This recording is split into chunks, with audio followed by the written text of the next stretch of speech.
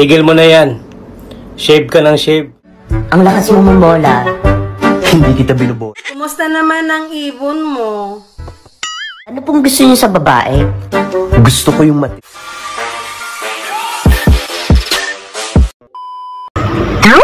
Mahal, ilan na yung lalaking nakatabi mo sa pagtulog nung hindi pa tayo nagsasama?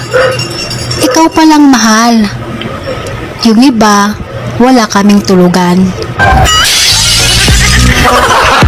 Gago!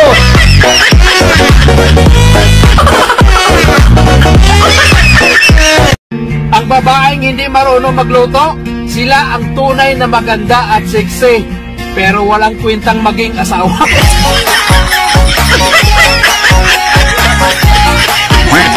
Magnanakaw ka ba? Oo, dati. Hindi, sabihin mo bakit. Magnanakaw ka dati? Bakit? Kasi kinuha mo yung puso ko.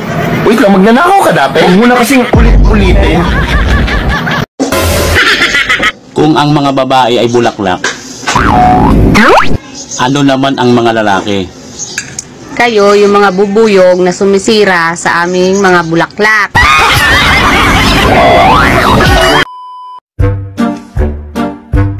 Alam mo, ang ganda mo everyday. Lagi mong binubuo araw ko. Ikaw talaga? Ang lakas mo mamola. Hindi kita binubola. Kung magiging tayo, anong ayaw mo sa lalaki? Ayaw ko sa'yo.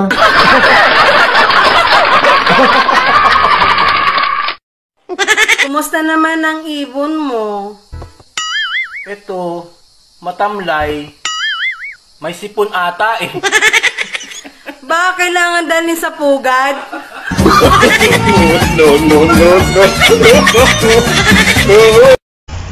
Alam mo yung masakit? Yung sinabi niyang mahal ka niya pero pre, yun sa ganito Tagalog anong gibiyaan? Paano na kaya? Sinasadya. Hi, kuya. Hi. Ano pong gusto niyo sa babae? Gusto ko yung matipid. Alam mo, kuya, candy lang kinain ko kaninang recess. Mas matipid pa. Niluwa ko ulit. Baon ko pa bukas. Hoy, ikaw, wala kang jowa, di ba? Eddie, jowain mo na ako? Hoy, hindi pwede, hoy! Kadaming lalaki, loko ka!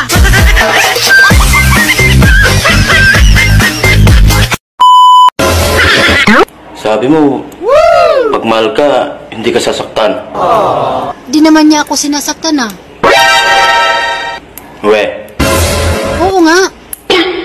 bakit narinig ko kagabi? Sabi mo, aray, dahan-dahan lang.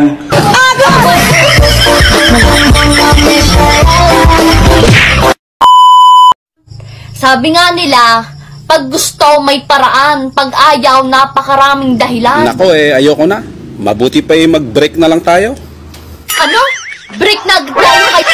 Ano naman lakas ng loob mong hamunin ako ng break? Kailan ka naging tayo? Anong pitsa? Anong araw na naging tayo? Uy, walang natatandaan. Oh, itadali si Kirsten na papagayon. Ay siya, mag-break na nga tayo. Ikaw naman, hindi na mabiro. Siya nga pala, pakisabi sa nanay mo, baka gusto niya palitan kita ng 2 baka. Inay, papayag ka kayo. Papalitok sa 2 baka. Uy, kalabaw pa? Ano? Ang inay? Ano?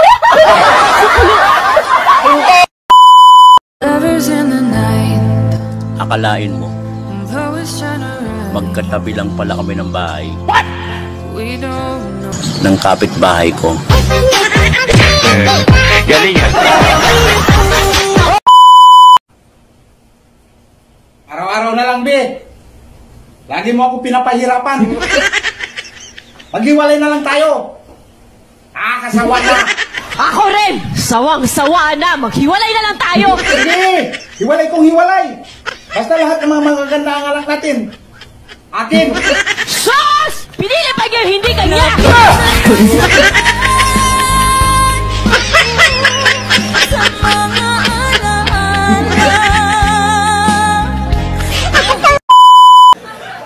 Pag Pag naglalakad sa kalsada ang buntis, anong parte ng katawan niya nauuna?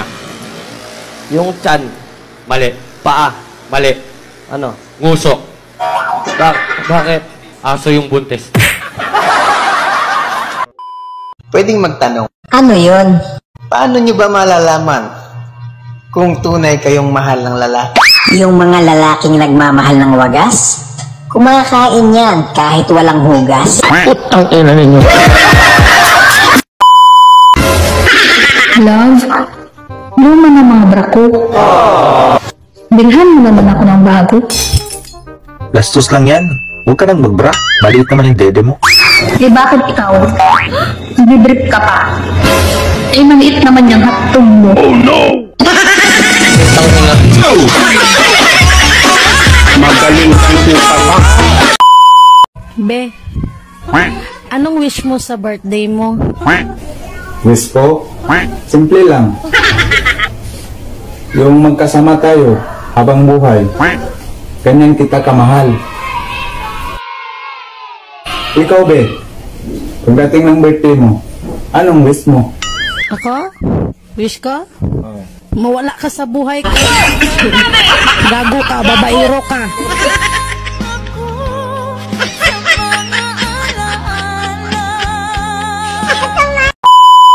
Sakit, no? Dati, masaya kayong nag-uusap. Pero ngayon, parang hindi nyo nakilala ang isa't isa. Yung mga babaeng kapag nagdamit, halos kita ng kaluluwa, hindi talaga namin maiwasang hindi tumingin. Ganyan kaming mga lalaki, hindi tumitingin sa itsura.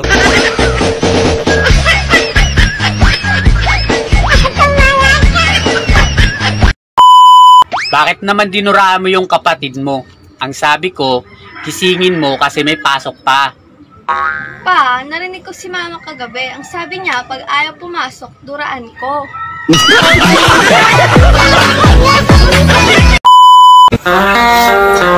Ate, ingat ka sa patibong ni Kuya. Baka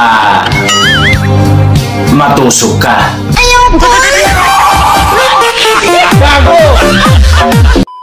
Panis yung araw-araw mong kilig. Kung wala kang dilig.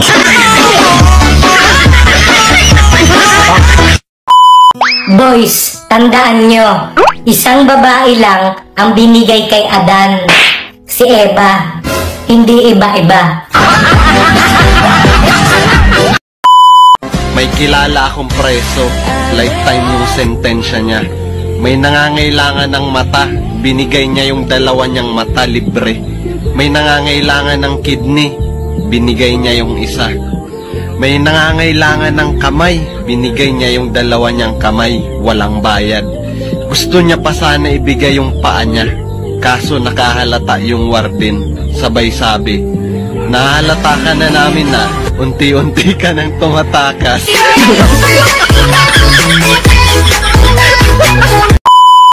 Pare, nakakatatlong asawa na ako. Bakit pare? Ano nangyari sa una? Inatake sa puso yung kinain ko. Eh yung pangalawa? Inatake din sa puso yung kinain ko. Eh yung pangatlo? Inatake rin sa puso kasi kinain mo?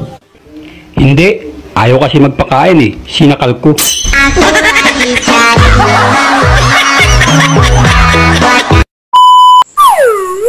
Kayong mga boys, ang hilig yung tumingin sa dibdib. Tapos sasabihin nyo, ay, yan lang. Eh kung baliktarin natin yung sitwasyon pag pinakita nyo na si Junjun. Tapos, sasabihin namin, ay, ang cute.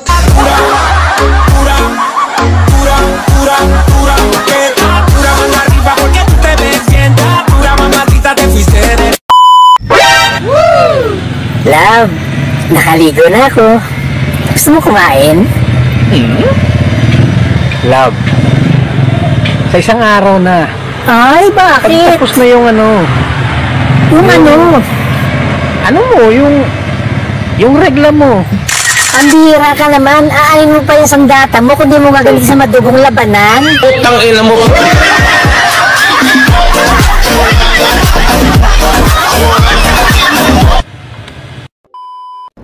Hoy, tigil mo na yan. Shave ka ng shave. Hindi ka naman nadidiligan.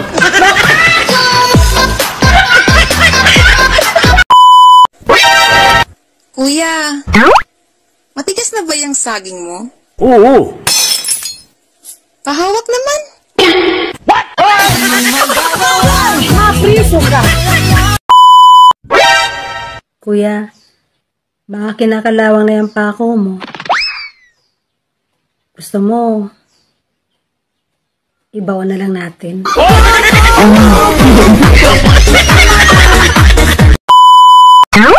Alam nyo kung may kaso ang panggagasa sa sarili. Kulong ang mga OFW. Pati ako.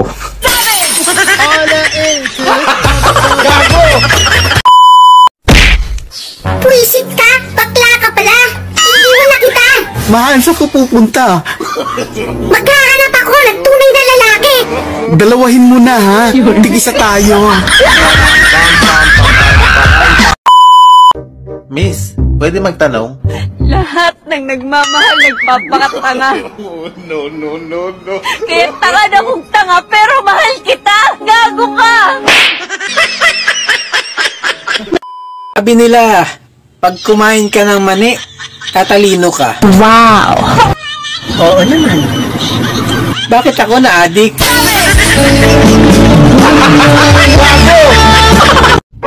Wala naman talagang lalaking babaero. Bakit? May narinig na ba kayong umamin? Pagdating sa kalibugan, tuwang-tuwa ka, Diyos ko! Siyempre, masarap yun. Ako din! Mga pamura!